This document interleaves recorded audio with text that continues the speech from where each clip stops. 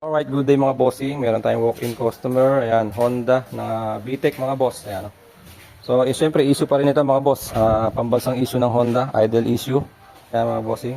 Pakita ko sa inyo mga boss. Panda rin natin. Nakarekta ba sir yung pan? Ayan, nakarekta yung pan niya mga bossing. Tapos ito sabi ni sir, ayan, nakita check engine, hindi siya nawawala. Ayan o. Oh, hindi nawawala. Ang nangyari, binaypas nila. Sinabay nila sa oil sending unit. Kapag nag-start tayo ng makina, tsaka pala siya mawawala mga bossing. Start tayo. Ayan. Ayan mga bossing. Umiilaw din yung ano niya, oh, yung sa may battery indicator. Tapos, nakita nyo yung idle natin. Normal idle naman siya. Pero pag nag-on tayo ng aircon mga boss, tingnan nyo i-on ko yung aircon mga bossing. Tingnan nyo yung idle natin. Ayan, naghihingalo mga boss. So dahan-dahan siya bumababa hanggang sa mamatay mga bossing. Makita nyo yung idle, oh. Halos 100 RPM na lang mga boss. Tapos ito pa isa, pagka ni-revolution natin, re-rev ko mga boss, tingnan nyo ayun, so, di ba? So bumabagsak talaga yung idle niya pagka ano. Tapos kung mahina yung minor, umiilaw yung indicator ng battery. Ayun, patay mga bossing. So yun, naayusin natin to. Check natin kung ano yung pwede natin magawa. Share ko sa inyo mga bossing pagka naayos natin. Tapos kung ano yung ginawa natin para malaman nyo mga bossing. Alright. So mga bossing, ito okay na yung kotse ni sir. So ang ginawa lang natin mga boss, ay kung makikita nyo, meron tayong bypass na hose dito. Ayan, nagkaroon tayo ng T. So dito, naglagay tayo ng ayan, idle up mga bossing. So ito yung idle up na ginagamit sa Toyota. Pwede rin kasi sa Honda yan mga boss. Tapos ito, meron din tayo ditong T. Ayan. So binaypass lang natin kasi si sir, matagal na raw niyang gustong ipa-bypass pero sa lugar nila hindi nila alam kung paano i-bypass mga bossing. So ayan, check natin mga boss, pakita ko sa inyo. Ang ina, kapag nag-on ang aircon, namamatay yung makina. Tapos bumabagsak mga bossing. Ang ginagawa ni sir para mapagana niya aircon, tinataasan niya yung idle para pagka bumiyahe siya, meron siyang aircon. So pagka kasi may nasa tamang idle yung kanya, nasa 1000 RPM, pagka nag-aircon siya, babagsak mga bossing. So ngayon ito, inayos natin. Remedy lang to mga bossing kasi sira yung ECU niya at ICB niya. So start natin. Ayan. So medyo matagal din naming inayos kasi kanina nung habang tinetesting namin, pagka nag-aircon okay, pagka namatay yung aircon, namamatay yung makina. So testingin natin, mag-on tayo ng aircon. Ayan, on natin aircon mga bossing. So on ko yung aircon. Ayan, drop konti pero tataas siya. Ayan, tataas siya sa normal idle 1000 to 900 RPM. Ayan, naka-aircon yan mga boss. Pakita ko sa inyo. Ayan, number 1, naka-aircon siya. So yun yung idle niya, makikita nyo stable mga bossing, oh. Oh, di ba? So stable yung idle. Napakaganda ng andar ng makina. Tapos pagka ni-rev mo, maganda rin yung response niya mga boss. Ayan.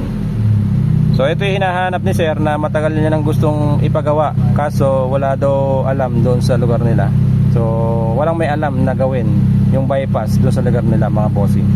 Kaya nagpakasakali sila sir sa atin para malagyan ng bypass, magamit kahit paano yung aircon mga bossing.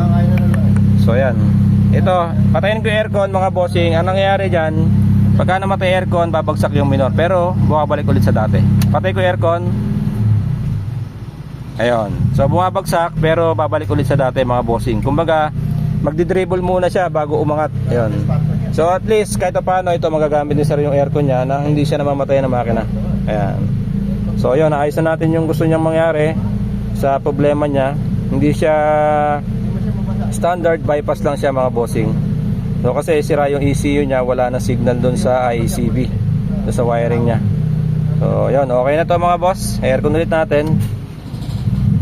Ayan, so hindi na siya namamatayan mga bossing. Magagamit niya na aircon niya. Ay. Ayan, ito yung under ng kotse niya mga bossing. So ayan, bantay naman yung makina. Ayan.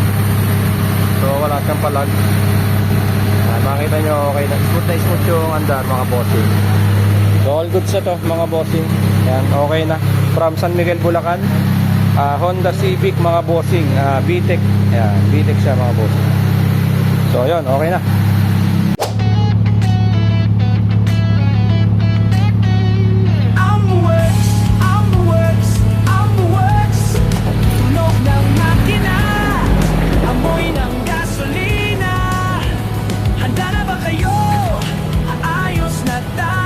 Iwan! Sa AmbuWorks, problema'y mawawala na. Sa AmbuWorks, serbisyo'y kalidad mula sa maliit na gasgas hanggang sa malaking sira. Engine overhaul, walang problema sa aming mga eksperto'y handa. Trabaho'y sisimulan. Autopads, kumpleto aming Hindi natin test drive. bakbakan. Okay na yan.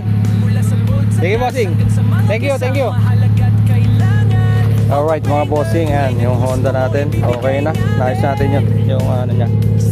Naayos na natin yung idle issue. Ayan. So okay na siya.